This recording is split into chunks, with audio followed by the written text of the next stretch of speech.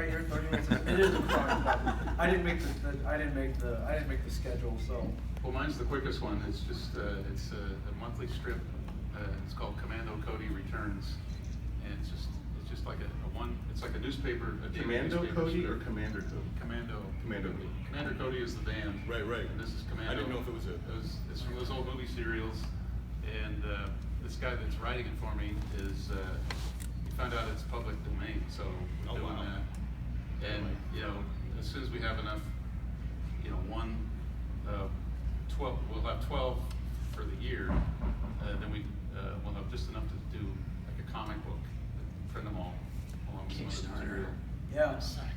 And it's all, so it's black and white, you know, just like the old movie serials. It's a lot of fun, and it takes place in the 50s or the late 40s, early 50s. You say 12 a year. 12 as a well, strip. It's one per month. Okay. And Like a Sunday strip size kind of thing? no, it's just it's shaped like a daily strip. Oh, okay. Yeah. So. Okay. And Dave has learned to like pare down his dialogue where it doesn't take up the whole panel anymore. That's good to know. It's not very worth. Are you penciling, inking, and coloring it?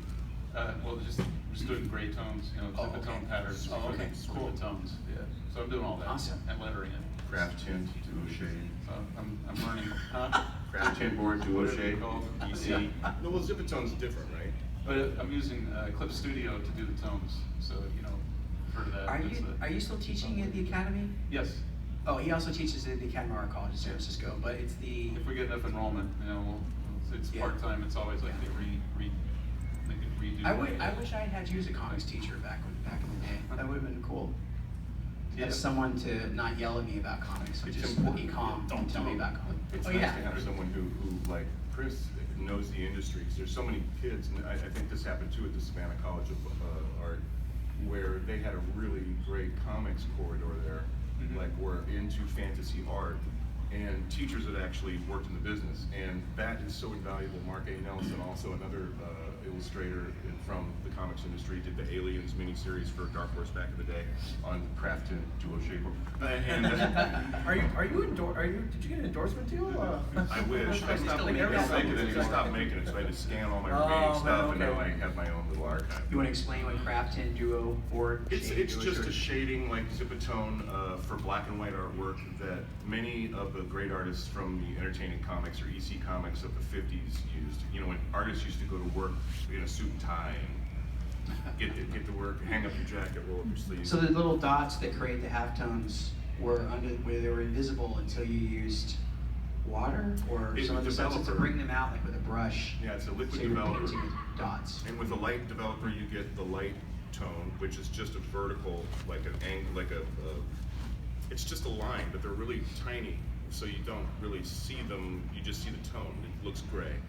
Then there's a dark tone that does the other side of that hatch, and that also has a sepia tint to it, which gives the original pages a very, very awesome look. Yeah. You have to store them well, over time they'll fade and be disgusting, but I forgot my original point. Oh, I know. I was going to say Mark A. Nelson too. Oh, I was asking you, what are you working on right now that we should all know about? Trying to get you to plug everything, but we just learned something. I don't think I'd never heard about that technique before. So I mean, I can't draw a stick figure. If you to look save at my any life. like John Severin stuff, you know, like most of the, well, not even most, but I mean, a lot of guys.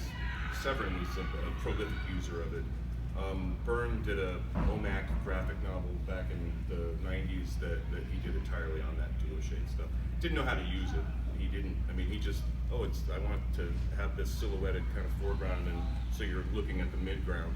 So he just knocked it all into a dark tint, and man, you could paint with that stuff. Yeah. And he just really just used it at its base.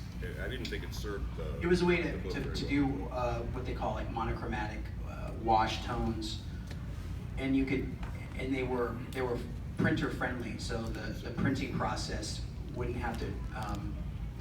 Because when you would do like let's say a Tomb of Dracula magazine story, and you used ink wash, or a Howard the Duck story that was ink wash, black and white magazine, they would have to shoot a halftone, which would push everything back. And so with the duotone, you could get your darks, you could get your grays, without sacrificing the values or the dark to lights. Because there's nothing worse than looking at a black and white magazine and everything's just all gray, everything's all in the center. And when the artist meant for there to be dark blacks, deep blacks, and light tones and things like that. So it's a great tool. Well, I guess what I'm working on now is I've been working on a personal project for the better part of 2 years, which is kind of a love letter to. It's an illustration art book, but the subject matter is all the films and the stars, the people that in Hollywood or in the film industry who inspired me, because that was a huge inspiration for me to start what I wanted to do. Obviously, Star Wars was a huge influence, but you go back to even things like Star Trek and Lost in Space. But any of that kind of stuff, as I was also a big fan of like film art, like movie poster and marketing art, from probably the 30s up to now. We're dropped off there for a while in the 90s completely, and the early 2000s in favor of Photoshop heads. the two heads like looking at each other with like you just see bad that, Photoshop. that incestuous move on you can't. It's so prevalent the way that everything looks the same. Yeah, the same. If it works, everybody's got a copy. It's you can take advantage. But I'm doing covers still for John Carpenter's Tales of Science Fiction. That's Storm King Comics. They're an independent comic publisher, backed by John Carpenter and his producer wife Sandy King, who are. It's a great family.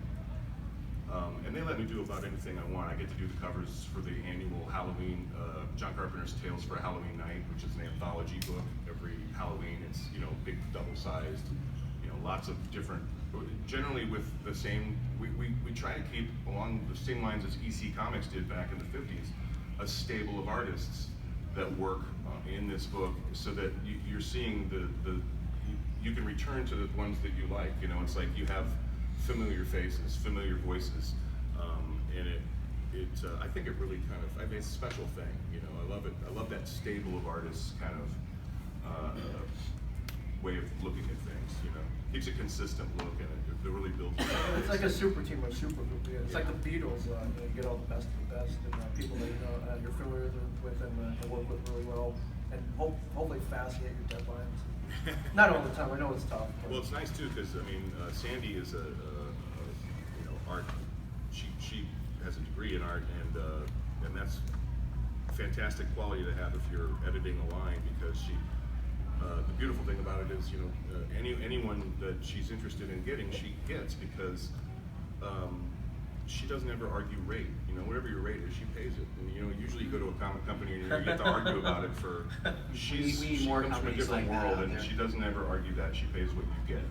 Is that an ongoing? Yeah, the Halloween thing we're doing this October. We always do an annual signing at Golden Apple. John is there, and as many artists and writers that worked on the books. We do a signing like right before Halloween, and so we're on volume 5. Yeah, volume 5. This is our 5th anniversary. And John Carpenter's Tales of Science Fiction is just a fun. It's an anthology book as well, but it's